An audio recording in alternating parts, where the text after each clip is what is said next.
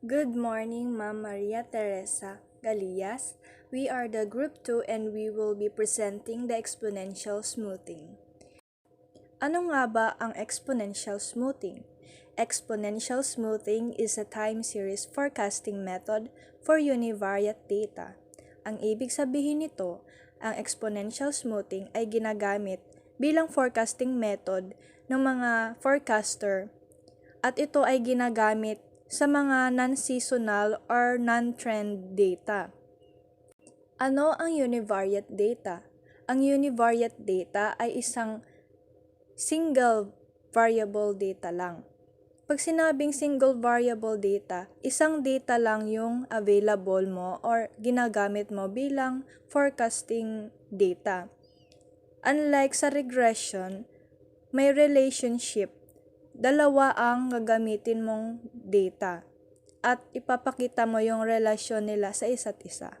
Dito sa exponential smoothing, isang data lang ang babasehan mo bilang forecasting data. Time series methods like Box-Jenkins, ARIMA family of methods develop a model where the prediction is a weighted linear sum of recent past observations or lag.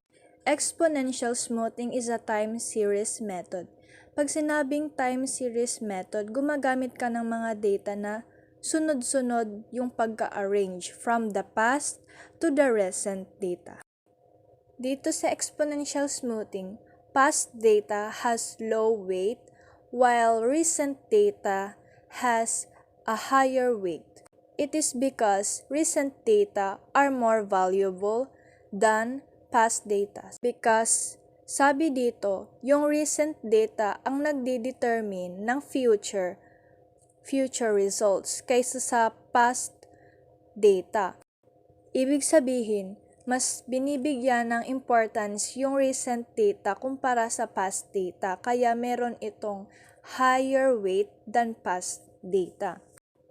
And recent data is a good determination of the future.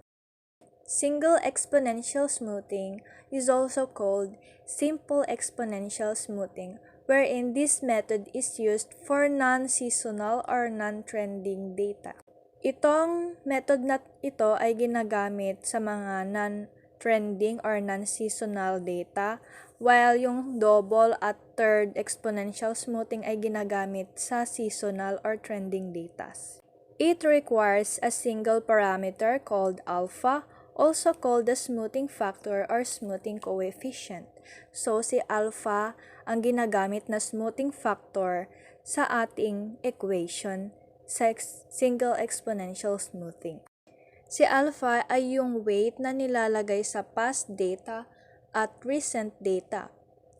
Kapag close to 0 ang alpha, ibig sabihin ay ito ay nilalagay sa past data, while kapag ang alpha naman ay close to 1, ito ay nilalagay sa recent data.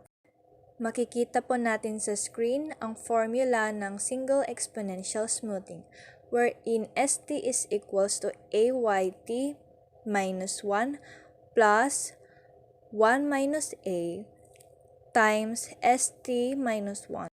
Maraming mga dalubhasa yung nagbigay ng mga alternatives na formula dito sa single exponential smoothing.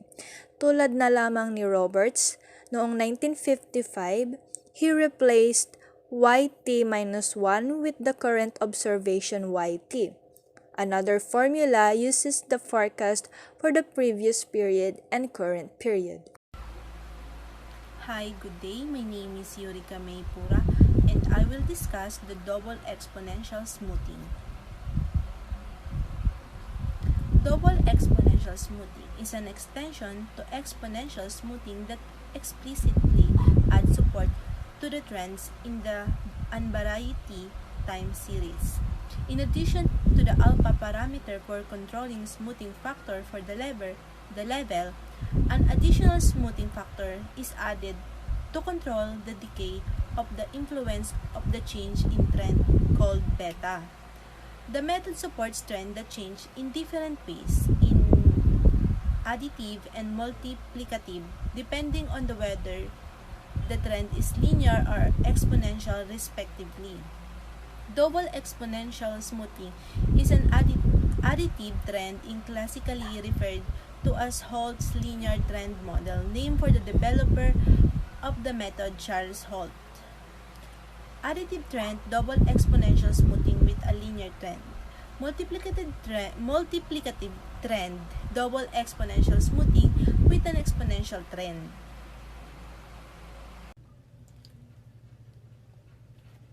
Double exponential smoothing, also known as Brown's method, for the concept of what is actually double exponential smoothing technique and the difference between the single exponential. Expanded version of exponential smoothing idea, but for the case we just include on trend adjustment. Generally, we just use simple exponential smoothing case. My report is triple exponential smoothing. Triple exponential smoothing is an extension of exponential smoothing that explicitly adds support for seasonality to the univariate time series. This method is sometimes called Holt-Winters.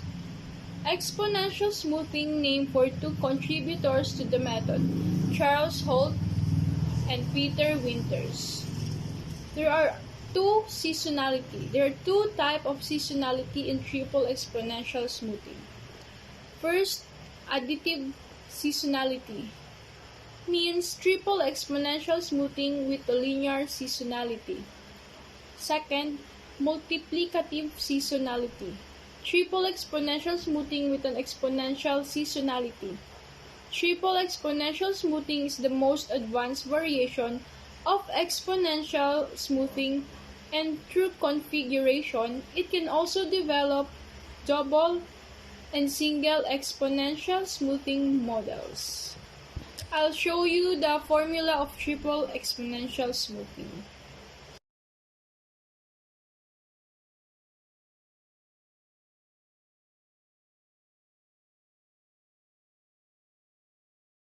Good morning, ma'am. My name is Shinishala G. Ramirez, and I'm going to report about my assigned topic, which is the summary of exponential smoothing. But first, let's talk about why exponential smoothing is used. It is used to produce accurate and reliable forecast. So, let's proceed to its meaning, which is discussed already from the start or from the introduction. So I'm just going to sum up it all. So its meaning is exponential smoothing of time series data assigns exponentially decreasing weights for newest to oldest observations. In other words, the older the data, the less priority or weight the data is given. The newer the data is seen as more relevant and is assigned more weight. Smoothing parameters or smoothing constants usually denoted by determining the weights for observation. So using exponential smoothing forecasting method, it is more likely to use or generally used in short-term forecasting rather than in long-term. Why? Because when you apply it in long-term forecasting, the data you will forecast will be unreliable or inaccurate because exponential smoothing held more weights. The newer the data held more weights than the older data because the newer data is more likely relevant to the next period or for what you're going to forecast. So that is the exponential smoothing. Let's proceed to the summary of the three types used in exponential smoothing. The first one in the simple single exponential smoothing uses a weighting moving average with exponentially decreasing weights. Pause. So the simpler single exponential smoothing can only be used if there is no trend or seasonal data. Yeah. Second type is the Holt trends corrected double exponential smoothing, which is usually more reliable for handling data that shows trends compared to the single procedure. So it can only be used if there is linear data and there is no seasonal data. So, yeah. So you can only use the double exponential smoothing if there is linear trend and there is no seasonal pattern. So let's proceed to the last, which is the triple exponential smoothing, also called multiplicative hot winters. It is usually more reliable for parabolic trends or data that shows trends and seasonality. So compared for the previous two types of exponential, which is the exponential smoothing, which are the single and the double. The single, there's no seasonality and there's no such thing as trend, but the present in double, there is a trend but there is no seasonal. The third one is, it is 3 times used. There is the trend and the seasonal data are present. That is the difference between the 3 types. So that's all. That is all my report.